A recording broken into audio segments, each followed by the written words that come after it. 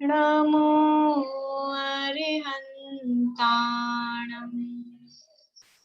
नमो सिद्धाणं नमो आयिर्याणं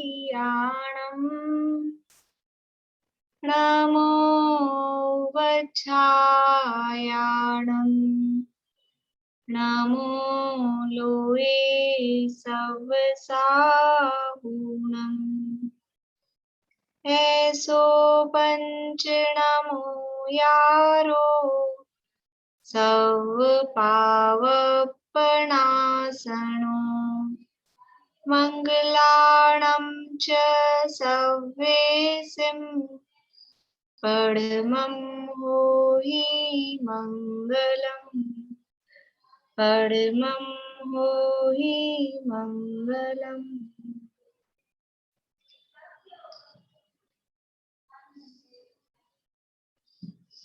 चत्तारी मंगल पाठ किन्होंने नहीं सुनाया है अभी तक?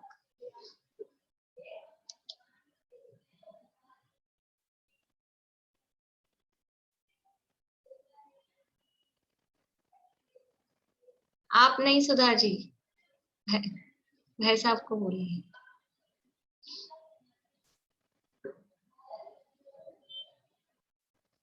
आवाज नहीं आ रही आपकी, में अनम्यूट तो हो गया है लेकिन आवाज नहीं आ रही है। आवाज नहीं आ रही।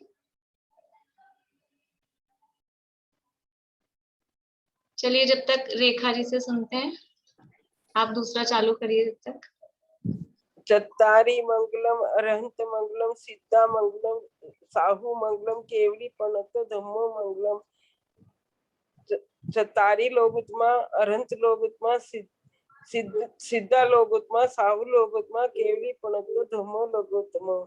चत्तारी शरणम पवेजामि अरहंते शरणम पवेजामि सिद्धे शरणम पवेजामि साहु शरणम पवेजामि केवली पणत धम्मो शरणम पवेजामि। हेलो, क्या गलतियां हुई बोलिए मनोरमा आंटी।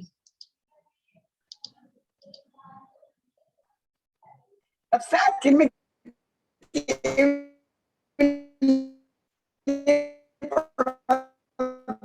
आपकी आवाज नहीं आ रही। हाँ ठीक है, लास्ट लाइन में गड़बड़ थी रेखा जी। केवली प्रणतम धम्मम शरणम पवज्जामि, ये सही है। आपने केवली प्रणत्तो धम्मो ऐसा ही बोला था। और लोगुत्मा में भी अरहंत लोगुत्मा नहीं, अरहंता लोगुत्मा, वो गलती से निकला हो, ये भी हो सकता है। ठीक है, हाँ हो गया क्या ज्वाइन? बोलिए।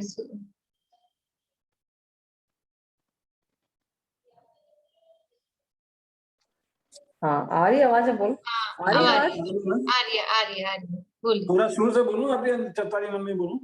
शुरू से बोल दीजिए। नमो अरिहंताणं नमो सिद्धाणं नमो आयर्याणं नमो वज्रायाणं नमो लोये सव्यसाहुणम्।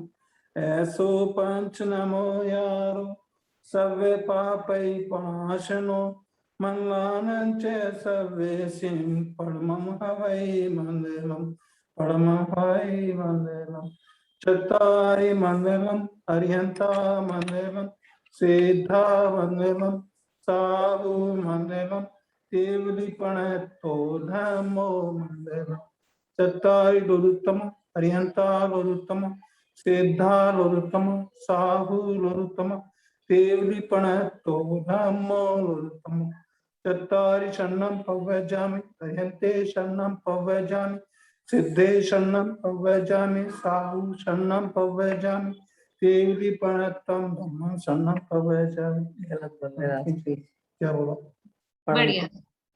कुछ गलती की है सुधा जी, बताइए कुछ बोलिए। इसमें लास्ट में जो बोला केवली प्रणंतो बोल दिया था। प्रणतम बोला है, प्रणंतो बोला है।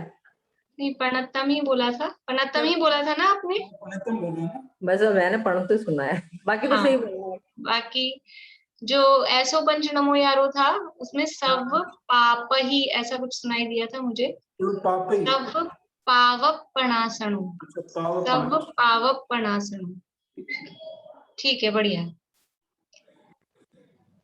चलिए अपनी चर्चा नमोकार मंत्र, चत्तारी मंगल पाठ, इसके बाद में तीर्थंकर और भगवान, इस संबंध में भी अपनी चर्चा हो गई है। ज्यादा आज रिविजन नहीं करते हुए आगे बढ़ रहे हैं। हमने चर्चा शुरू की थी पिछले वीक देव दर्शन की विधि, देव दर्शन किस प्रकार करना चाहिए।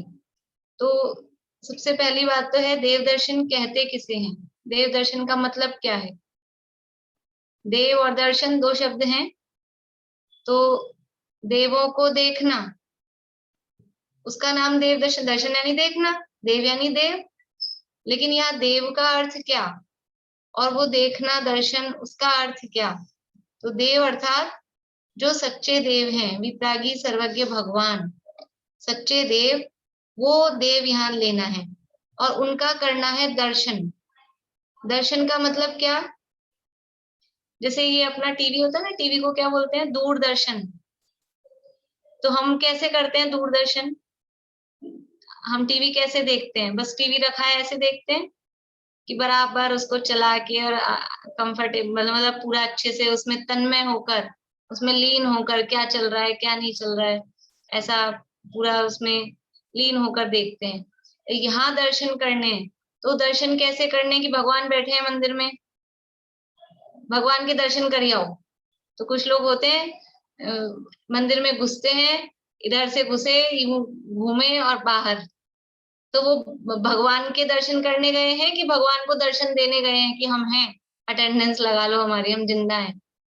ऐसा लगता है कि मंदिर में घुसे और बस सारी वेदियों में भगवान है देखे और निकल गए बाहर। इसका नाम देव दर्शन नहीं है। देव दर्शन, दर्शन का मतलब है उनको निहारना, श्रद्धा पूर्वक, भक्ति पूर्वक, उनके गुणों का विचार करना। एक दिन किसी क्लास में अपन ने वो भजन का थोड़ा सा अर्थ किया था, देव दर्शन कैसे करना, निरखो अंग अंग जिन वर के, जिनसे झलके शांति अपार।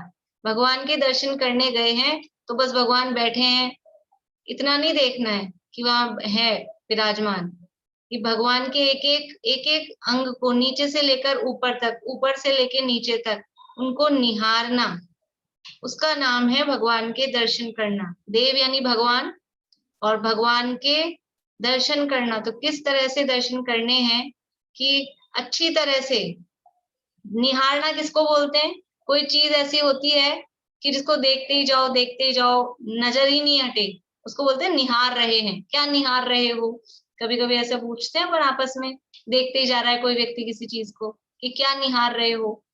निहारना मतलब देखते रहना, वहां से नजर नहीं हटे। ऐसे भगवान के दर्शन करना, निहारना मतलब उनके एक एक, उनकी मुद्रा को, उनकी आकृति को, किस तरह से वो वीतरागता उसमें से झलक रही है, ऐसा उनके दर्शन करना, उसका नाम है देव दर्शन। ठीक है, अब ये देव दर्शन की विधि हमने शुरू की थी, कहाँ तक की हो गई थी, कोई बताएंगे।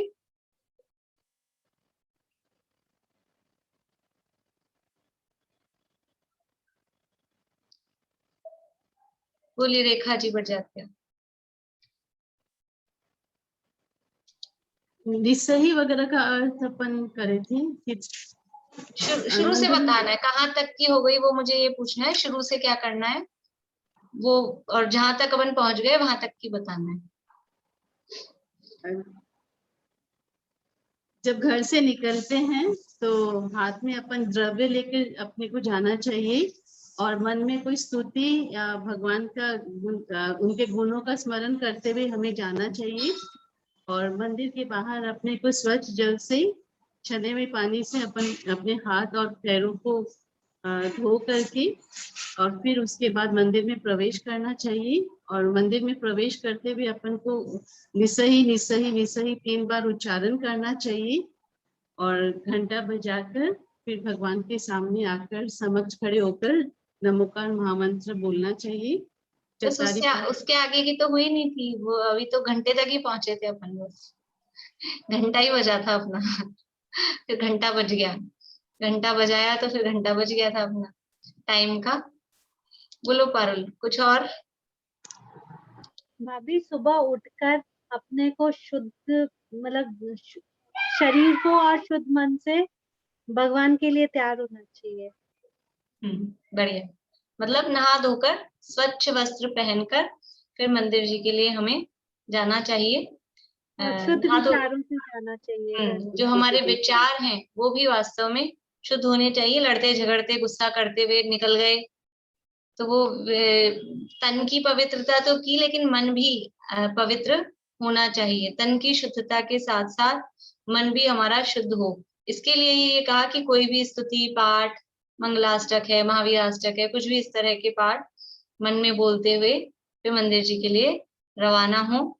और फिर वहां पहुंचकर चमड़े की वस्तु तो यूज में ही नहीं लेना है। तो चमड़े की वस्तु पहन के जाने की बात ही नहीं है, वो हमें यूज में लेना ही नहीं चाहिए, वो हमारे घर में होनी ही नहीं चाहिए। तो हमारी बॉडी पे भी नहीं होगी, घर में नहीं होगी। तो किसी भी तरह की जो शुद्ध वस्त्र बोला है उसका मतलब ही है शुद्ध सात्विक वस्त्र पहनकर। जैसा चमड़े की वस्तु के लिए कहा गया है वैसे ही जो ऊनी वस्त्र होते हैं उनके लिए भी ऐसा ही कहा जाता है।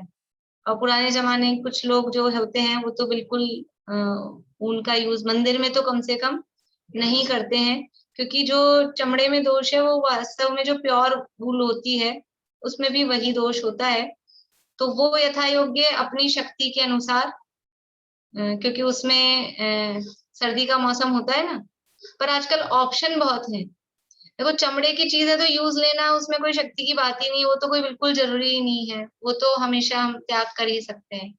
और ऊन वाली चीज जो है उसके भी आजकल ऑप्शन बहुत हैं। कुछ सिंथेटिक चीजें, मतलब जो प्योर वूल नहीं होता है, इस तरह के भी जो सर्दी को रोकते हैं, ये थर्मोकॉट वगैरह जो इस तरह की चीजें आती है और भी, तो उनको यूज में लिया जा सकता है।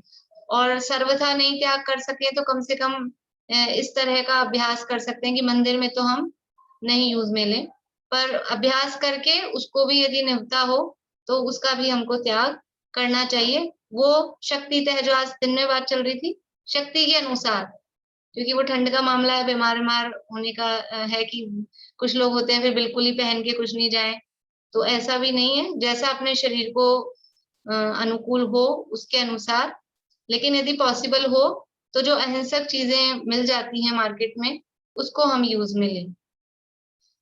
तो शुद्ध वस्त्र पहनकर और फिर मन की भी शुद्धता के साथ में मंदिर जी पहुंच गए हैं। वहां साफ छने हुए पानी से, शुद्ध जल से अपने हाथ पांव धोकर मंदिर जी में प्रवेश करना है।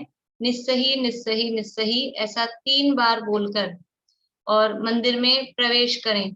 घर से जब उतर रहे हैं, निकल रहे हैं, बाहर निकल रहे हैं, तब भी निस्सही निस्सही बोल देना चाहिए कि घर की बातें अब घर में ही रहो, अभी रास्ते में भी हमारे साथ नहीं जाए। और मंदिर के दरवाजे पर पहुंचकर मान लो थोड़ी बहुत कुछ बच गई हो, रह गई हो, तो वो निस्सही बोलकर वो घर के जितने भी कामकाज हैं, जो भी बातें हैं गृहस्थी संबंधी, उन सब का त्याग, सर्व सांसारिक कार्यों का निषेध, ये निस्सही शब्द का अर्थ है। कि हम घर गैस पे दूध सिम पे चढ़ा कर आ गए हैं, जितनी देर में दर्शन करेंगे इतनी देर में दूध हो जाएगा, ऐसा टाइम नहीं बचाना है। तो वो आकुलता उसी की लगी रहे, कुछ कुकर रखे आए हैं, कुछ और काम कर आए हैं, ऐसे कोई आकुलता वाले काम नहीं करने चाहिए, क्योंकि वो दर्शन में उपयोग नहीं लगता है। फिर उपयोग वहीं लगता है जल्दी जल्दी भागो, नहीं तो अपना वो दूध उफन जाएगा और कदाचित आप भूल गए और टाइम लगा दिया तो वैसे ही समस्या हो जाएगी। इसलिए घर में भी कोई इस तरह के अधूरे काम करके नहीं निकले, या तो एक उस काम को पूरा करके फिर शांति से जाएं, अथवा आकर करें, जो भी है। और जो भी घर गृहस्थी की बातें निस्सही सब बोलते हैं, सबको पता है, मेरे ख्याल से सबका ये ऐसे जैसे खून में ही होता है ना, ऐसे सबके रूटीन में ही है कि निस्सही बोल के सब एंटर करेंगे। निस्सही बोल के एंटर तो करेंगे, लेकिन उस निस्सही का होता क्या है, असर होता है क्या कुछ, कि भगवान तक पहुंचने से पहले अपनी सहेली मिल जाए। मान लो मंदिर बड़ा है, अंदर पहुंचने से पहले अपनी सहेली मिल गई तो सारी बातें तो सब कर ली उससे, घर गृहस्थी की पहले ही कर ली, और फिर क्या हुआ उस निस्सही का, अभी जो निस्सही बोला था। इसलिए वो बोलते हैं, खाली एक रट गई है चीजें हमको, लेकिन उसका अर्थ क्या है। निस्सही शब्द ये हमको देव के अवर्णवाद से बचाता है, क्योंकि हमने निस्सही बोल दिया और यदि इसका भाव हमको ख्याल में है तो अब वहां मंदिर में अंदर पहुंच के जो हम उनकी आसाधना कर रहे थे भगवान के सामने गृहस्थी की बातें, चर्चाएं, सारे दिमाग में विकल्प, वो सब अब नहीं होंगे, क्योंकि हमको एक ख्याल है कि मैंने निश्चय ही बोला है, इसलिए ये बात नहीं करेंगे, ये बात नहीं हो सकती है। तो वो हम देव के अवर्णवास से बच जाएंगे, दर्शन मोहिनी के आश्रव से बच जाएंगे। ठीक है, तो ये निश्चय ही शब्द हुआ। उसके बाद में भगवान के सामने पहुंचे, या वहां दरवाजे पर या वेदी के सामने जहां भी घंटा लगा है, घंटा बजाने की परंपरा है। घंटा क्यों बजाते हैं उसकी भी चर्चा अपन ने कर ली थी, कि एक तो वो मंगल ध्वनि का प्रतीक है, उसके जो साउंड है वो पॉजिटिव साउंड आती है, यानी सकारात्मक ध्वनि उसकी होती है, अच्छा लगता है।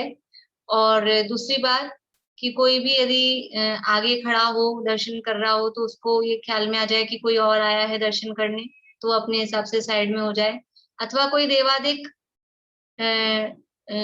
सूक्ष्म रूप से छुपकर, मतलब हमको नहीं दिख रहे हैं, ऐसे उस रूप में वो दर्शन कर रहे हैं, तो उनको भी, क्योंकि यदि वो मग्न हो रहे हैं ऐसे तो उनको पता लग ही जाता है, दिख ही जाता है, लेकिन यदि वो लीनता पूर्वक दर्शन कर रहे हैं तो उनको भी ख्याल में आ जाए, कोई भी देव मनुष्य कोई भी हो, उनको ख्याल में आ जाए कोई और भी दर्शन करने आया है, इसके लिए भी वो घंटा बजाया जाता है।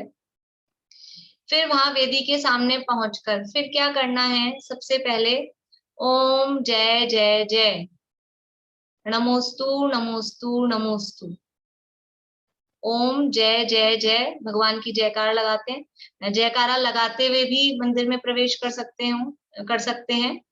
और वहां वेदी के सामने पहुंचकर ओम जय जय जय, नमोस्तु नमोस्तु नमोस्तु, भगवान को, पंच परमेश्वरियों को क्या करते हैं हम, नमोस्तु, मुनिराजों को भी नमोस्तु भगवान, नमोस्तु मुनिवर, ऐसा करते हैं। अनंत देव हैं तो नमोस्तु नमोस्तु नमोस्तु, कि मैं नमस्कार करता हूं आपको। फिर नमोकार मंत्र बोलना हमने सीख ही लिया है। नमोकार मंत्र, चत्तारी मंगल पाठ, ये शुद्ध बोलना चाहिए। वेदी के सामने पहुंचकर नमोकार मंत्र और चत्तारी मंगल पाठ बोलकर उसके बाद में भगवान को अष्टांग नमस्कार करना चाहिए। अष्टांग नमस्कार का अर्थ क्या है, देखिए हमारे यहाँ वो जो पूरा उसको क्या बोलते हैं, पूरा जो लेट के, जो अन्य मतों में चलता है पूरा लेट जाते हैं उल्टा होके, वो वाला नमस्कार हमारे यहाँ नहीं चलता है। मेरे को नाम स्लिप हो रहा है उसको, जो पूरा लेट जाते हैं ना, वो जो नमस्कार होता है वो वाला हमारे, समझ तो गए आप लोग, पूरा का पूरा लेट के, ऐसे हमारे यहाँ जैन परंपरा में वैसा नमस्कार नहीं करते हैं। अष्टांग नमस्कार किया जाता है। उसको साष्टांग नमस्कार कहते हैं। साष्टांग नमस्कार नहीं, जो के करते हैं ना उसको साष्टांग नमस्कार कहते हैं। साष्टांग तो यही हुआ ना, अष्टांग ही साष्टांग है, पर वो लेटने वाले को वही बोलते हैं, कुछ और नाम है उसका, कुछ और नाम है। दंडवत प्रणाम, हाँ, दंडवत नहीं करते हैं, दंडवत बोलते हैं उसको, वो हमारे यहाँ नहीं चलता है। उसमें क्या है लॉजिक, कि वो पूरा का पूरा ऐसा लेट जाएंगे तो इतने सारे नीचे यानी कुछ छोटे सूक्ष्म जीव वगैरह हों, तो वो उनकी विराधना होने का उसमें संभावना रहती है। तो अष्टांग अथवा पंचांग, जनरली अष्टांग नमस्कार के लिए ही कहते हैं, वो पंचांग तो उसमें है, अपवाद रूप में है। तो अष्टांग नमस्कार कैसे किया जाता है और 8 अंग कौन कौन से हैं, 8 अंग जिसमें झुकते हों ऐसा नमस्कार वो कहलाता है अष्टांग नमस्कार, जिसमें हमारे शरीर के 8 अंग झुकाए जाते हैं, झुकते हैं, वो अष्टांग नमस्कार कहलाता है। अब वो 8 अंग कौन कौन से हैं जो झुकते हैं, तो 2 तो हाथ जोड़े हमने, और 2 पैर, पैरों से नीचे झुकेंगे, 2 हाथ 2 पैर, फिर एक मस्तक, 5 हो गए। फिर है एक झुकेंगे तो आगे हृदय, ये जो हृदय है ये झुकेगा, छाती बोलो हृदय बोलो, ये 6 हुए। फिर है पीछे का भाग, तो कमर और जो नितंब का भाग जिसे कहते हैं, हिप्स वाला जो भाग होता है उसे बोलते हैं नितंब। 2 हाथ 2 पैर, 4 मस्तक हृदय, 6 पीठ और नितंब, ऐसे करके ये 8 अंग होते हैं जिन्हें झुकाया जाता है अष्टांग नमस्कार के अंतर्गत।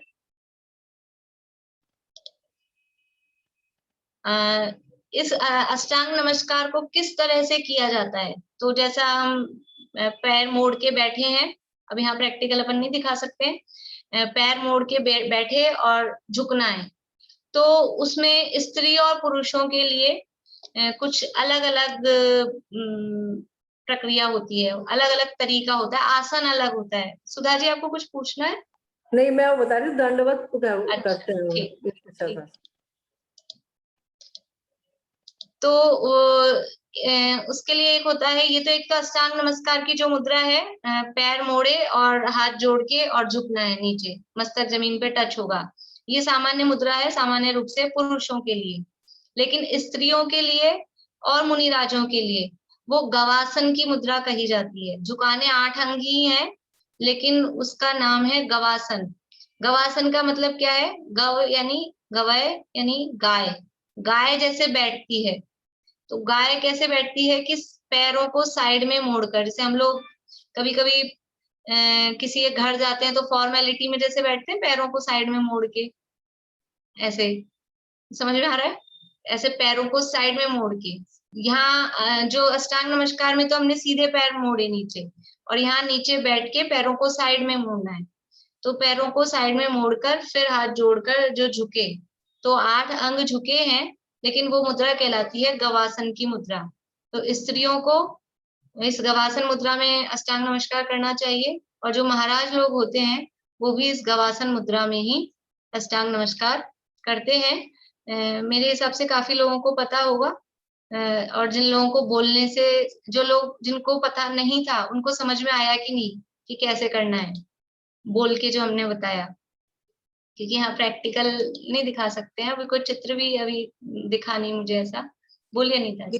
दीदी लेडीज और लेडीज करती है, हम लोग जो करते हैं गवासन, उसे पैर राइट ऊपर होना चाहिए, लेफ्ट ऊपर होना चाहिए? लेफ्ट साइड मुड़ने चाहिए, लेफ्ट साइड मतलब मुड़ने ऊपर चाहिए। कौन सा पैर होना चाहिए? ऊपर लेफ्ट के ऊपर आएगा ना, लेफ्ट साइड मोड़ेंगे तो ऊपर राइट नीचे चला जाएगा। लेफ्ट साइड मोड़ेंगे तो राइट ऊपर आएगा ना? नहीं, लेफ्ट साइड मोड़ेंगे तो राइट ऊपर कैसे आएगा? लेफ्ट ही ऊपर रहेगा ना, ये जो मोड़ेंगे तो उधर ही आएगा। नीचे लेफ्ट नीचे मोड़ा तो राइट ऊपर आ गया ना? लेफ्ट नीचे नहीं, लेफ्ट यानी ये लेफ्ट है ना, ये मेरा लेफ्ट है, इस साइड अपने पैर मुड़े हुए होने चाहिए। तो वो जो ऊपर आ रहा है आप देख लेना कौन सा ऊपर आ रहा है। लेफ्ट नीचे मोड़ना है, फिर राइट ऊपर आ जाएगा। हाँ ठीक, यानी लेफ्ट साइड हमारे, यानी इस तरफ पैर मुड़े हुए होने चाहिए। लेडीज के लिए लेफ्ट साइड ही, हर चीज लेफ्ट साइड ही बताई जाती है लेडीज के लिए। बाकी ऐसा कुछ खास वो नहीं है, अगर किसी को राइट भी मोड़ लें, यानी इसमें कोई बहुत बड़ा अपराध नहीं है कि लेफ्ट मोड़े कि राइट मोड़े। मैंने कहीं पढ़ा था, शास्त्र में कहीं पढ़ा था। लेकिन इस स्त्रियों को लेफ्ट साइड, जैसे हम ये बांधते हैं कलावा वगैरह भी बांधते हैं, तो स्त्रियों के लिए लेफ्ट साइड ही कहा जाता है। स्त्रियों का नाम एक वामा शब्द होता है, पर्यायवाची। वो वामा का मतलब होता है लेफ्ट। स्त्रियां का जो लेफ्ट अंग होता है वो, यानी वो उसकी प्रमुखता होती है, इसलिए उनका नाम भी वामा दिया गया है, ऐसा है। और ये अष्टांग नमस्कार हुआ। बाकी जो पुरुष हैं वो सीधे पैर मोड़ के और सीधा झुक के वो नमस्कार करते हैं, कर सकते हैं। दूसरा एक पंचांग है, वो पंचांग नमस्कार मतलब वो अपवाद रूप में है कि बस वो आधे हम झुक के, पूरे नीचे बैठ के जैसे करना है वैसे नहीं, आधे झुक के बस इतना सा झुका है, सिर को जमीन के टच नहीं किया। जिन कुछ लोगों को अगर प्रॉब्लम होती है, झुका नहीं जाता है पूरा, उनके हिसाब से ऐसा वो पंचांग कहा है। अदरवाइज ये अष्टांग नमस्कार यही वहां पर भगवान के सामने करना चाहिए। स्त्रियों को गवासन में और पुरुष अपने उस तरह से कर सकते हैं। ये अष्टांग नमस्कार करने के बाद में फिर क्या करना चाहिए? फिर भगवान की प्रदक्षिणा लगानी चाहिए।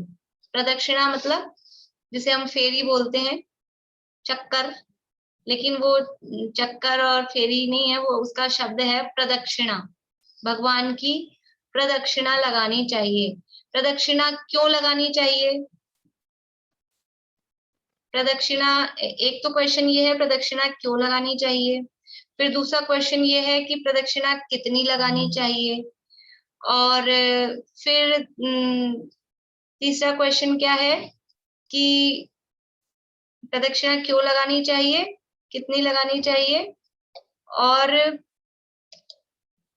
नहीं जवाब नहीं पूछना है मुझे आप लोगों से, मैं बता रही हूँ, मैं तो आपको क्या बात बताऊंगी वो बता रही हूँ। देखिए तीसरा क्वेश्चन अभी बोलती हूँ। सबसे पहले प्रदक्षिणा क्यों लगानी चाहिए, ये क्वेश्चन है। प्रदक्षिणा क्यों लगानी चाहिए?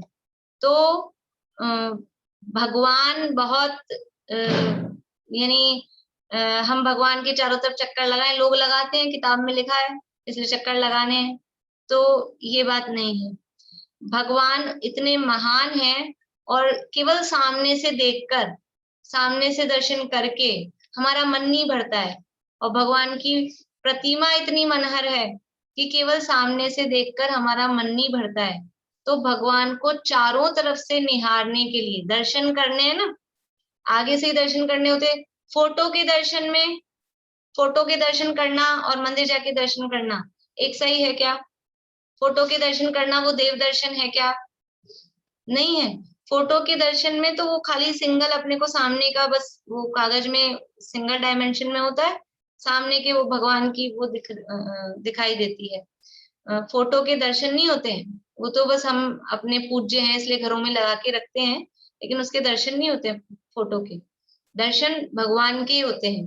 तो भगवान के दर्शन क्यों? कि वो प्रतिमा वहां विराजमान है और वहां आगे से हमने दर्शन किए सामने से, उसके बाद में हमको चारों तरफ से भी दर्शन करने का भाव रहता है। कोई भी चीज ऐसी होती है हमें बहुत अच्छी लगती है तो अपन ऐसे करते हैं ना, सामने से देखते हैं, फिर इधर से घुमा के देखते हैं, फिर उधर से घुमा के देखते हैं, चारों तरफ से देखते हैं। ऐसा करते हैं कि नहीं? कोई भी चीज हो, छोटी चीज हो, हाथ में लेने लायक हो, तो कहीं घूमने गए हों तो उस चीज को इधर से देखा, उधर से देखा। फोटो खिंचवाते हैं ना अपनी, फोटो तो एक फ्रंट फेस, फिर एक साइड फेस, फिर इस वाले साइड का फेस, फिर अलग अलग तरह से खिंचवाते हैं। ऐसे ही भगवान के दर्शन भी चारों तरफ से भगवान को निहारने के लिए प्रदक्षिणा लगाई जाती है। ये तो पहला कारण। हाँ, तीसरा क्वेश्चन वो मैं बोल रही थी, प्रदक्षिणा किधर से किधर, कौन सी साइड से लगानी चाहिए, वो तीसरा क्वेश्चन था। तो प्रदक्षिणा क्यों लगानी चाहिए? कि भगवान को चारों ओर से निहारने के लिए, और भगवान पूज्य हैं तो पूज्यता का भी प्रतीक होता है। जो पूज्य होते हैं उनकी इस तरह से प्रदक्षिणा लगाई जाती है।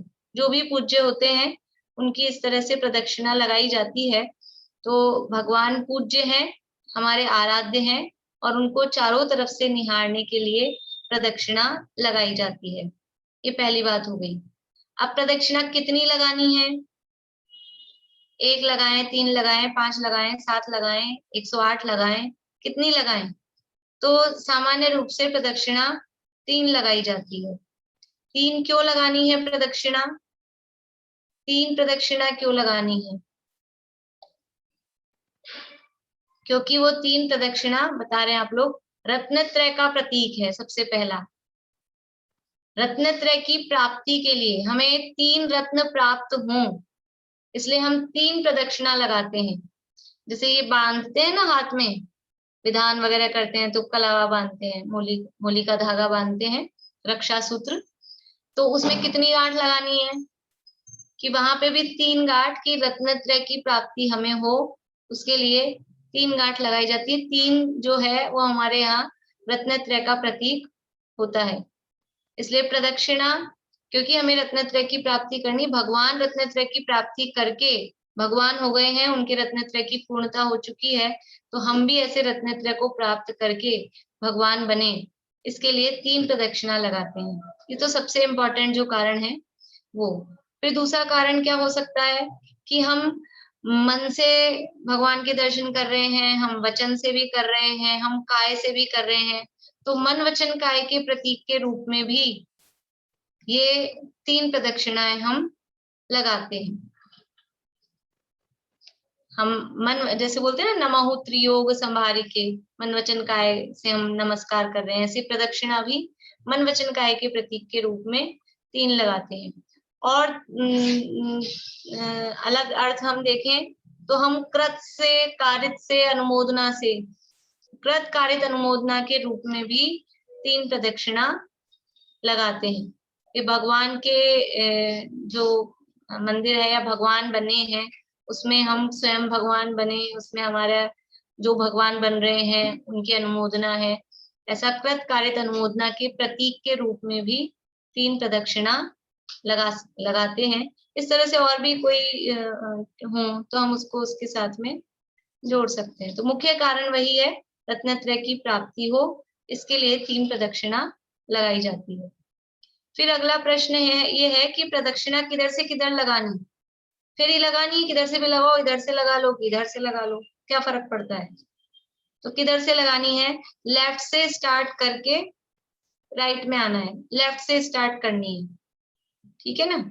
इधर से तो स्टार्ट करते हैं लेफ्ट से, कुछ लोग मना क्यों कर रहे हैं, वो मेरा तो इधर लेफ्ट है, आप लोगों का इधर आएगा ना, इसलिए वो थोड़ा सा चक्कर पड़ रहा है मेरा ये उल्टा हाथ है, इसलिए लेफ्ट से स्टार्ट करते हैं प्रदक्षिणा लगाना, उल्टे हाथ की तरफ से, बाएं हाथ की तरफ से स्टार्ट करते हैं और फिर लगाते हैं।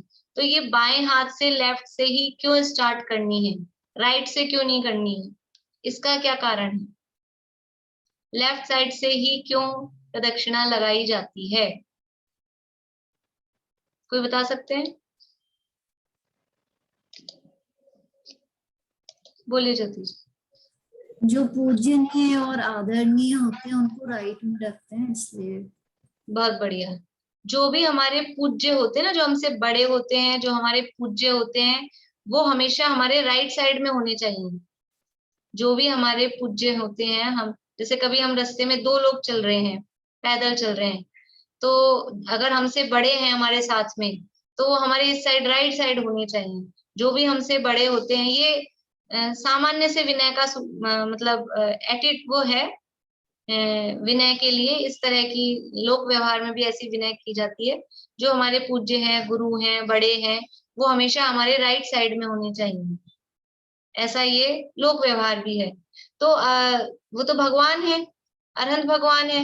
अरहंत भगवान तो जैसे बोलते हैं सबसे ही बड़े हैं, सबसे बड़े हैं, सबसे पूज्य हैं।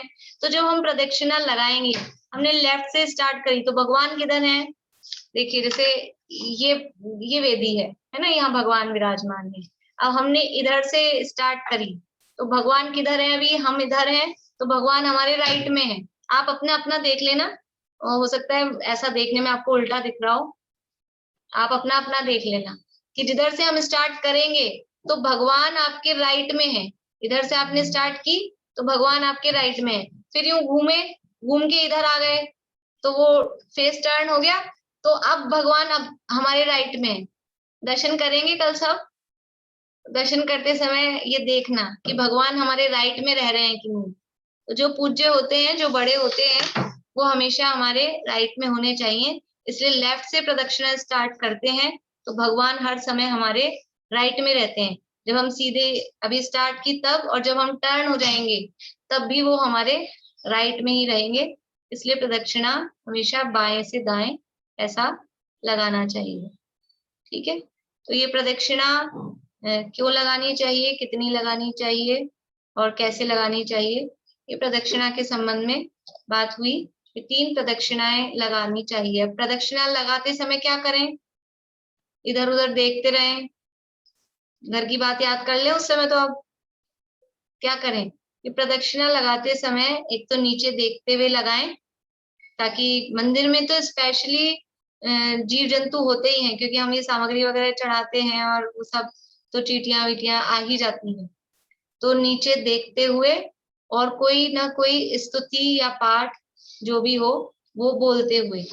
अभी देखो कहाँ कहाँ स्तुति बोलने की बात आई, तो घर से निकले तभी बोलनी है, और फिर भगवान के दर्शन करते समय, प्रदक्षिणा लगाते समय तब स्तुति बोलनी है। तो अब कोई कहे हमको तो स्तुति याद ही नहीं है, तो उसके लिए क्या जवाब है, स्तुति याद नहीं है तो क्या जवाब है, याद करनी चाहिए। कम से कम भगवान के दर्शन करने के लिए तो स्तुति याद करनी चाहिए। इसलिए 1-2 स्तुतियां याद होनी चाहिए, ज्यादा ही होनी चाहिए, लेकिन कम से कम 1-2 स्तुतियां हमको याद होनी चाहिए, जो हम दर्शन करते समय बोल सकें। और बोलते समय उस स्तुति का क्या भाव है, क्योंकि उस स्तुति में भगवान के गुणानुवाद होंगे, उनके गुण गाए गए होंगे, उनका स्वरूप बताया गया होगा, तो उसको भी हम ख्याल में लें तो और जो महिमा है वो हमारे हृदय में अच्छे से आए।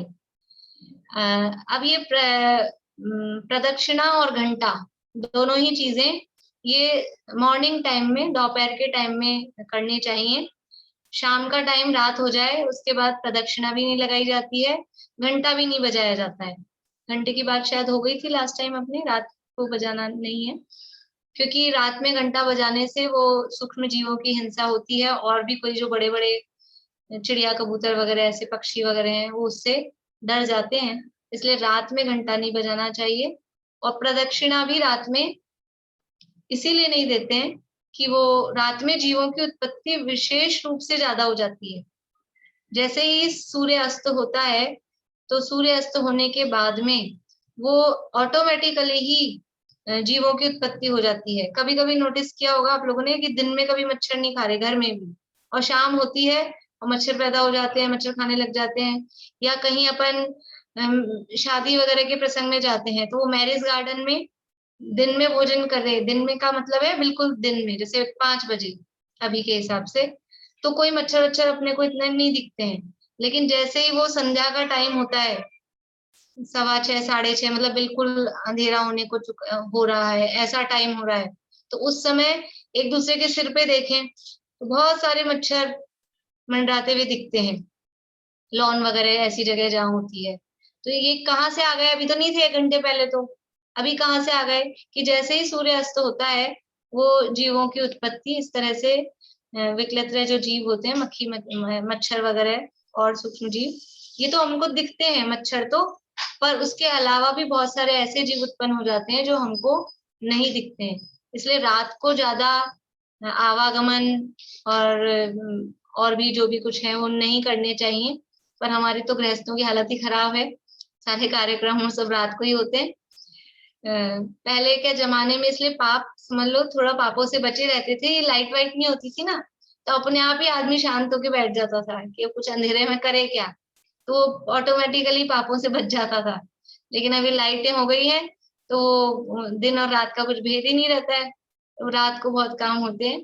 लेकिन मंदिर में तो कम से कम वो पाप नहीं हो, इसलिए रात को प्रदक्षिणा नहीं लगाई जाती है, और केवल दर्शन करके और स्तुति खड़े होकर, एक जगह खड़े हो, स्तुति तो बोलना है तो एक जगह खड़े होकर स्तुति बोलनी चाहिए। फिर ये 3 प्रदक्षिणा होने के बाद में फिर कायोत्सर्ग करना चाहिए, वापस से वेदी के सामने साइड में होकर कायोत्सर्ग करना चाहिए। कायोत्सर्ग में क्या करना चाहिए? कायोत्सर्ग क्या होता है? कायोत्सर्ग शब्द का अर्थ है, हम क्या करते हैं 3 प्रदक्षिणा होने के बाद कायोत्सर्ग करते हैं। कायोत्सर्ग में क्या करते हैं हम लोग? 9 बार नमोकार मंत्र, तो 9 बार नमोकार मंत्र तो बोलना है, लेकिन 9 बार नमोकार मंत्र तो के साथ में पहले चीज क्या है, वो उसका नाम है कायोत्सर्ग। कायोत्सर्ग का मतलब है काय प्लस उत्सर्ग, काय प्लस उत्सर्ग इज इक्वल्स टू कायोत्सर्ग। काय क्या है? काय मतलब शरीर, और उत्सर्ग मतलब होता है त्याग, शरीर का त्याग कर देना। तो मंदिर में जाके क्या मर जाए, शरीर का त्याग कर दें। कायोत्सर्ग का क्या मतलब है? तो शरीर का त्याग नहीं करना है, शरीर को ऐसा कुछ अलग निकालना नहीं है, लेकिन कायोत्सर्ग का मतलब क्या है? शरीर के प्रति ममत्व का त्याग। शरीर को जो मैंने मेरा मान रखा है, ये शरीर मैं हूं, ये शरीर मेरा है, ये जो मान रखा है, भगवान के दर्शन करने के बाद में अब उस शरीर से ममत्व छोड़ के जैसे भगवान है वैसा ही मैं हूं। और मैं कैसा हूं? भगवान जैसे हैं। भगवान कैसे हैं? कि भगवान शुद्ध आत्मा है, वो शरीर नहीं है। ऐसे ही मैं भी शरीर नहीं हूं, ऐसा विचार करके शरीर से जो ममत्व है उस ममत्व का त्याग करना चाहिए, उस ममत्व को छोड़ना चाहिए। और 9 बार नमोकार मंत्र तो अब क्या है कि वो कुछ आता नहीं है तो खड़े होके करें क्या, तो 9 बार नमोकार मंत्र की बात कही गई है। लेकिन वास्तव में देह से भिन्न, शरीर से भिन्न मैं आत्मा हूं, ऐसा अनुभव वह मंदिर में ही करना चाहिए। लेकिन नहीं होता है तो कम से कम कुछ विचार, कुछ 1-2 मिनट 1-2 ऐसा फील तो करें कि मैं ये शरीर नहीं हूं, और ऐसा फील करते हुए 9 बार नमोकार मंत्र बोलकर वापस से अष्टांग नमस्कार करना चाहिए। हो गई पूरी विधि? हो गए देव दर्शन? नहीं हुए अभी नहीं हुए, अभी नहीं हुए। इसके आगे और है, अभी पूरी नहीं हुई, अभी अपने 5 मिनट भी हैं, अभी पूरी नहीं हुई है। हम सोचते हैं इतना कर लिया, विश्व वो जो खाली भगवान को मैं हूँ ऐसा अपनी अटेंडेंस लगा के आते थे, उनको तो अपन ने शुरू में ही रिजेक्ट कर दिया था, वो तो देव दर्शन है ही नहीं। लेकिन हमने इतनी पूरी विधि करी है, इसके बाद भी अभी देव दर्शन पूरे नहीं हुए हैं। तो अब क्या करना है? इसके बाद में यदि मंदिर जी में स्वाध्याय हो रहा हो, प्रवचन हो रहा हो, तो प्रवचन सुनना चाहिए। ये देव दर्शन की विधि में शामिल है, अलग से नहीं है कि एक्स्ट्रा हो तो आप सुनो। यदि प्रवचन हो रहा है, स्वाध्याय हो रहा है, तो वो सुनना चाहिए। नहीं हो रहा है तो अच्छी बात है, चलो अब तो फ्री हुए। नहीं हो रहा है, कोरोना के टाइम पे तो कहीं हो ही नहीं रहा है वैसे। नहीं, अगर नहीं हो रहा है तो खुद ही कम से कम आधा घंटा बैठकर स्वाध्याय करना चाहिए। ये देव दर्शन की विधि में शामिल है। दर्शन कर लिए, दर्शन करने के बाद में या तो खुद बैठ के स्वाध्याय करें, अथवा स्वाध्याय हो रहा हो, शास्त्र सभा चल रही हो, प्रवचन हो रहे हो, तो वो प्रवचन सुनने चाहिए। फिर हो गई? अब तो पूरे हो गए? अब तो प्रवचन सुन के उठ गए? अब तो पूरी हो गई कि अभी भी नहीं हुई है? कि वो प्रवचन सुनने के बाद में या स्वाध्याय करने के बाद में फिर थोड़ी सी देर खुद 5 मिनट 10 मिनट जितना जिससे बैठा जाए, खुद उसमें अलग से बैठकर प्रवचन में जो सुना हो या शास्त्र में जो पढ़ा हो उसका चिंतन मनन करना चाहिए। देव दर्शन किए, हमने प्रदक्षिणा दी, कायोत्सर्ग किया, 9 बार नमोकार मंत्र पढ़ा। इसके बाद में या तो स्वाध्याय हो रहा हो तो वो सुनना चाहिए, प्रवचन हो रहे हो तो, या फिर खुद बैठकर स्वाध्याय करना चाहिए। और स्वाध्याय करने के बाद में या प्रवचन सुनने के बाद में उसको थोड़ी देर बैठकर उस प्रवचन में जो सुना है या शास्त्र में जो पढ़ा है उस पर विचार चिंतन मनन करना चाहिए। वो क्या चिंतन मनन करना चाहिए? अब क्या विचार करें? सुन लिया, अब इससे ये भी समझ में आएगा कि ध्यान से सुनना पड़ेगा, क्योंकि विचार किसका करेंगे, याद ही नहीं रहेगा। तो प्रवचन को खाली बैठने की अपने को परंपरा पूरी नहीं करनी है, वो ध्यान से प्रवचन सुनकर या शास्त्र पढ़कर उस शास्त्र में क्या कहा गया, प्रवचन में क्या कहा गया, मैं कौन हूँ, भगवान कौन है, मैं स्वयं भगवान कैसे बन सकता हूँ, इन बातों पर विचार करना चाहिए। प्रवचन में यही उपदेश होता है, शास्त्र में यही कहा गया होता है, मैं कौन हूँ, ये विचार करना। ये विचार के बिंदु, मैं हूँ कौन, भगवान कौन है, और मेरे में और भगवान में अंतर है, तो मैं स्वयं भगवान कैसे बन सकता हूँ। ये तो 2-3 पॉइंट्स कहे हैं इस तरह से, और जो कोई बात आई हो स्वाध्याय के अंतर्गत उस पर विचार करना चाहिए। बोलिए प्रेमलता जी। आपने चावल के लिए तो बोला ही नहीं, सामग्री। हाँ, सामग्री चढ़ाने के लिए तो भूल ही गए अपन, सामग्री भी लाए थे, सही बात है। जब हमने वो बोला था ना नमोकार मंत्र चत्तारी मंगल पाठ, उसी समय फिर वो सामग्री चढ़ानी चाहिए। मेरे ख्याल में भी आया था पर वो फिर स्लिप हो गया एकदम से। उसी समय यदि वेदी में जो भगवान विराजमान है, यदि हमें अर्घ याद है या वहां लिखा हुआ है, तो वेदी में विराजमान भगवान के अर्घ बोलकर और वो सामग्री चढ़ानी चाहिए। जो हम सामग्री लाए हैं साथ में, वो सामग्री फिर वहां पर चढ़ानी चाहिए। और रात्रि में सामग्री नहीं चढ़ानी चाहिए, रात्रि में ही नहीं चढ़ानी चाहिए, बल्कि समझ लीजिए जो भी अपने मंदिर का टाइम होता है कि जब वो सफाई कर देते हैं व्यास लोग 12 बजे तक, समझ लीजिए ऐसा। फिर कभी कभी हम यात्रा पे जाते हैं तो कभी हम 4 बजे पहुंचे किसी जगह पे, 4:30 बजे पहुंचे, 5 बजे पहुंचे, तो दिन तो है, रात तो नहीं हुई। लेकिन यदि हम वहां सामग्री चढ़ा देते हैं उस समय 4-5 बजे, तो ज्यादातर ऐसा होता है कि फिर वो तो एक बार सुबह सफाई करके वो निकल गए हैं, अब हमने शाम को चढ़ा दी तो वो रात भर वहां चढ़ी रहेगी। वो रात भर सामग्री वहां चढ़ी रहेगी, फिर उसमें जीव पैदा होंगे, इसलिए इतना लेट भी सामग्री नहीं चढ़ानी चाहिए। और कदाचित ऐसा है कि वो अभ्यास वही है, हमको दिखता है और हम से पूरी बसी आई है और उसको भी अंदाज है, तो वो हटा रहा है, ऐसा हमको आइडिया है, तब तो ठीक है।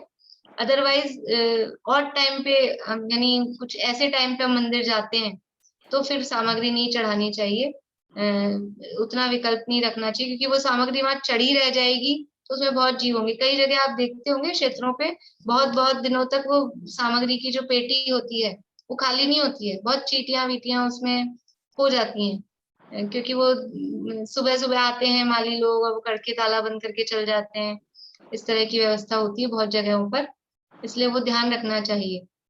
और सामग्री चढ़ाते समय भी ध्यान रखना चाहिए कि अगर क्या होती है मंदिरों में वो सामग्री की पेटी, उस पेटी में ही चढ़ानी चाहिए। हम जो टेबल पे ऐसे चढ़ा देते हैं ना, उससे बहुत ज्यादा क्योंकि वो नीचे गिरती है, वो सारी बेकार भी जाती है, पैर भी लगते हैं, और उससे नीचे गिरी हुई से जीवों की उत्पत्ति भी बहुत होती है। नीचे एक चिटक गिर जाती है, फिर उस पे चींटियां लग जाती हैं, बहुत बार देखा होगा आप लोगों ने। तो वो मतलब हमेशा यही कोशिश करनी चाहिए कि सामग्री को पेटी में ही चढ़ाएं। बहुत जगह हम यात्रा करने जाते हैं, मंदिर के दरवाजे बंद हैं तो वहां क्या बोलते हैं वो देहली होती है, देहली पे चढ़, यानी हमको तो सामग्री पटकनी है बस, कहीं भी रख दें, ऐसा नहीं करना है। अगर हमें वहां व्यवस्था नहीं दिख रही है तो कहीं किसी दूसरे मंदिर में जहां व्यवस्था है वहां पूरी सामग्री चढ़ा दें। लेकिन ऐसे कहीं भी दो दो चार चार दाने ऐसे डाले आए हैं, जगह नहीं दिख रही है चढ़ाने की, वो उचित नहीं है, उससे जीव भी पैदा होते हैं। कई लोग तो जो ना समझ होते हैं, तो जगह नहीं दिख रही, भगवान के हाथ में ही धूप, दशमी के दिन बहुत ऐसा होता है, भगवान के हाथ में ही धूप चढ़ा जाते हैं, तो ऐसा नहीं करें, उससे भगवान की बहुत अभिनय होती है। तो हर चीज में विवेक रखना चाहिए। विवेक कैसे रखें हम, कि जो भी काम कर रहे हैं उसमें हिंसा नहीं हो, उसके आगे पीछे भी विचार के हम ये जो काम कर रहे हैं इसमें हिंसा नहीं हो, पूरा करते हैं, बाकी की बात फिर बाद में करेंगे। जैसे अभी बारिश के दिन है, हम लोग पूजन करते हैं, गीली सामग्री से पूजन करते हैं, तो वो जो चिटक होती है वो धो धो के हमने पूजन करी, तो चावल तो छोटे छोटे होते हैं, वो जल्दी सूख जाते हैं, बादाम वगैरह लौंग वो भी सूख जाती है फिर भी, लेकिन वो चिटक होती है ना, वो सूख नहीं पाती है जल्दी से।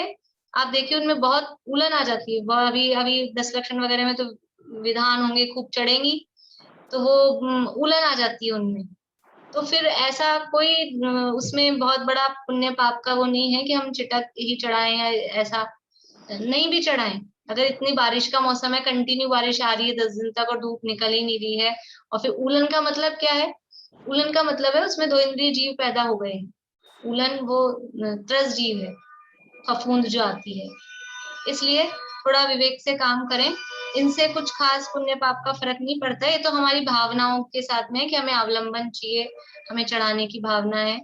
और आपको लगता है अभी हम नहीं चढ़ा पाए, तो किसी दिन जब अच्छा सही मौसम हो तो आप ज्यादा चढ़ा दीजिए, हमको तो चढ़ानी है ना, तो ऐसा कर सकते हैं कि अपने को ये लगे कि अभी हम नहीं चढ़ा पा रहे हैं, तो विवेक से काम करें जिससे जीवों की हिंसा नहीं हो। बोलिए सुधा जी। मैं पूछ रही थी, अपन सामग्री घर से ले जाते हैं तो वो तो बिना धुली हुई सामग्री होती है, तो बिना धुली हुई सामग्री अपन चढ़ा सकते हैं क्या, उसमें कोई दोष नहीं लगता? देखिए वैसे तो नहीं चढ़ानी चाहिए बिना धुली सामग्री, लेकिन फिर भी वो चढ़ाने की परंपरा है। अगर धोने की व्यवस्था है तो वहां जाके धो के ही चढ़ानी चाहिए। अदरवाइज हम ऐसा भी कर सकते हैं कि जब अच्छा मौसम हो, जैसे हम अपने गेहूं वगैरह अनाज धो के रखते हैं, तो ऐसा जब अच्छा मौसम हो धूप वाला, तो अपनी सामग्री को उस मौसम में जो कुएं का बोरिंग का पानी है वो लाके उसको प्रासुक करके उससे धो के सुखा के फिर रख लें। नहीं, और पर फिर चावल तो फिर टूट जाते हैं ना, मतलब चावल की तो बिल्कुल कड़ी हो जाती है ना वो धोने के बाद में। तो उसको ऐसा भी कर सकते हैं कि गीले कपड़े से पोंछ लें उसको, थोड़ा एकदम वैसा ना धोएं, उसको पोंछ के रख लें, तो ऐसा भी कर सकते हैं। नहीं तो फिर जब मंदिर में पहुंच के वो वहां धोने की व्यवस्था है तो धो के चढ़ाएं, नहीं तो सूखी भी चढ़ा देते हैं, मतलब उसमें इतना कुछ वो नहीं है, लेकिन फिर भी जहां तक वो धुली हुई ही चढ़ानी चाहिए, क्योंकि हम बिना धुली हम खाते भी नहीं है, और किसी के भी हाथ लगे होते हैं, सब होती है, इसलिए फिर भी जैसा भी हो उससे कुछ खास बहुत बड़ा ऐसा नहीं होता है। जैसी व्यवस्था हो उस तरह का काम कर लेना चाहिए। तो अपन जैसे नल का जो पानी आता है उससे धो सकते हैं क्या उसको? नहीं, मतलब नल कुएं का के पानी से पानी, धोना, कुएं के पानी से धोना होगा, कुएं के पानी, बोरिंग के पानी से, बोरिंग के पानी से। और बराबर छान के प्रासूत करके हाँ, तभी उसको काम नहीं होना चाहिए। तो ये अपने देव दर्शन की विधि, यानी दर्शन करने के बाद में वो पूरी प्रक्रिया के बाद में स्वाध्याय करें, स्वाध्याय के बाद में चिंतन मनन करें, तब जाकर ये देव दर्शन की विधि पूरी होती है, यहाँ जाकर वो पूरी होती है। और अब ये दर्शन करने से क्या लाभ है उसकी चर्चा अपन आगे करेंगे, अभी अपना समय हो गया, नेक्स्ट क्लास में करेंगे। और कोई आपकी बात हो, प्रश्न हो तो अभी पूछना है किसी को, नहीं तो फिर नेक्स्ट क्लास में करेंगे। बोलिए पारुल। भाभी तो दर्शन करने जा रहे हैं सिर्फ, तब भी दूल्हे सामग्री ले जानी चाहिए? ये वो तो सामग्री तो कोई सी भी अपन चढ़ा तो वही रहे हैं ना, चाहे पूजन करो चाहे दर्शन करो, सामग्री तो अपन चढ़ा ही रहे हैं, भगवान को ही चढ़ा रहे हैं, चाहे दर्शन करके भी चढ़ाओ चाहे पूजन करके भी चढ़ाओ, बात तो वही है। लेकिन फिर भी जैसी जो व्यवस्था हो और जिसमें अपना विवेक काम कर रहा हो, अपने को जिसमें ज्यादा, यदि पानी प्रॉपर नहीं मिल पा रहा है और वो यानी उसमें लग रहा है अनछना सा है या कुएं का नहीं है, तो वैसे नहीं तो सबसे बेस्ट वही रहता है कि हमको सामग्री चढ़ाने का विकल्प है ना, तो जब धूप वाला मौसम होता है तो अपने चावल वगैरह को एक दिन घर में नहीं है तो बोरिंग का पानी लाके गीले कपड़े से पोंछ लिया जाए, बाकी सामग्री को जो सूख सकती है उनको धो के सुखा के रख लें, तो वो अच्छा रहता है। बोलिए रेखा जी। जो अपन सामग्री चढ़ाते हैं तो अपन तो चढ़ा के आ जाते हैं, फिर बाद में जो वहाँ पे जो माली है जो उसका क्या करते हैं, उसका क्या होता है फिर? उसका भी तो अभिनय होता है वहां पर। वो माली यूज में लेते हैं, इसीलिए इसमें इस जो सामग्री के संबंध में सबके अपने अपने विचार हैं। ये एक परंपरा चली हुई है कि सामग्री चढ़ानी है, इस आधार पे हमने देखा है, बाकी सबके अपने अपने विचार होते हैं उस संबंध में। और कुछ लोग इसलिए नहीं भी चढ़ाते हैं कि वो उसका क्या होगा, कई कई जगह वो रिसाइकल हो जाती है वही सामग्री, ऐसा भी उसमें हो जाता है, तो वो निर्माल्य का दोष भी उसमें आ जाता है, बहुत सारी बातें हैं। लेकिन अभी सामान्य रूप से यदि चढ़ाने का विकल्प है तो चढ़ाते हैं, उस आधार पे हमने बात की है। अदरवाइज वो सब माली यूज में लेते हैं और वो सब रिसाइकल में भी हो जाती है। कुछ लोग फिर ऐसा करते हैं कि वो अपने दूध वाले को दे देते हैं खुद ही लाकर वापस, गाय को खिला दो। अब जो भी करो, जिसको जैसे जो हो समझ में आए उस हिसाब से करते हैं। बोलिए प्रेमलता जी। आपने मंगलाचरण के लिए नहीं बोला, मोक्ष मार्ग से नेतारम में, बहुत अच्छा लगता मंदिर में बोलने। पहले एक दिन बताया था आपने मंदिर में बोलना चाहिए। हाँ वो तो ये तो क्या है, अपन ने मिनिमम से मिनिमम बात की है कि भाई इतना तो करना ही चाहिए। उसके बाद तो और जो भी कोई अर्घ हैं कि मंगला मतलब जो भी चीजें हैं वो सब तो बोल ही सकते हैं, वो तो ये तो मिनिमम इतना तो बोलना है। उसके बाद में फिर जो याद हो और कोई अर्घ याद हो और कोई चीजें याद हो, जो भी भगवान की स्तुति वाली चीजें हैं, ये भी भगवान की स्तुति ही है इसमें, तो वो बोल सकते हैं। चलिए फटाफट करिए, टाइम अपना हो गया है। मैं ये पूछ रही थी कि जो सामग्री होती है ना आजकल, तो उसमें गिरी जो होती है ना, तो उस गिरी का कई मंदिरों में तेल निकाल लेते हैं जिस कोपरे का, और उसको फिर ना करते हैं, तो उसको काम में लेना चाहिए नहीं लेना चाहिए फिर अपने को?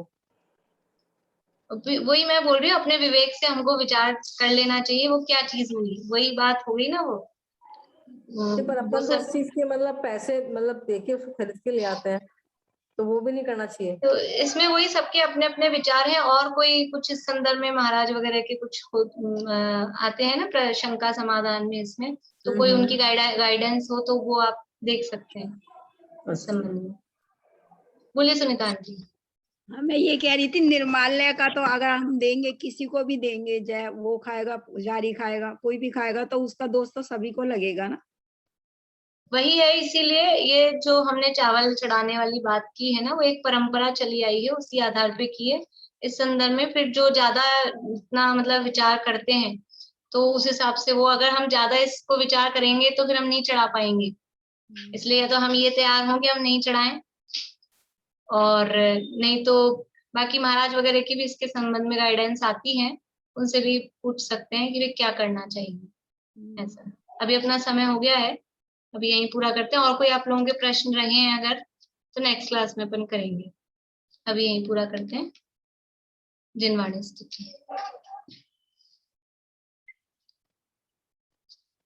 निज निधि निज में बताई, यह अनंत उपकार है।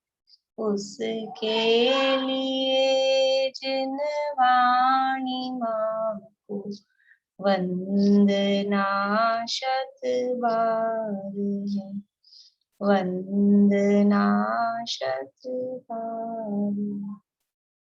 9 बार नमो का मंत्र।